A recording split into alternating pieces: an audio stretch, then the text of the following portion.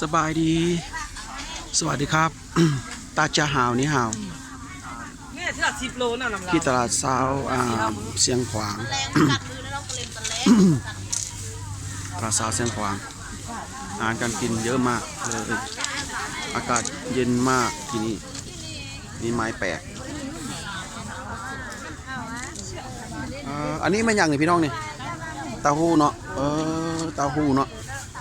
เต้าหู้เสียงขวางเฮา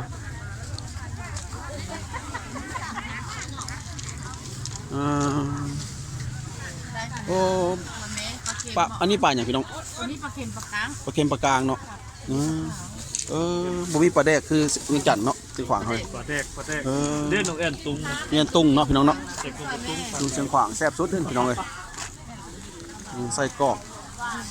เสียงขวางพี่น้องเลยใส่กรอกเสียงขวางโอ้อาหารเป็นแซ่บๆนะพี่น้องเนาะ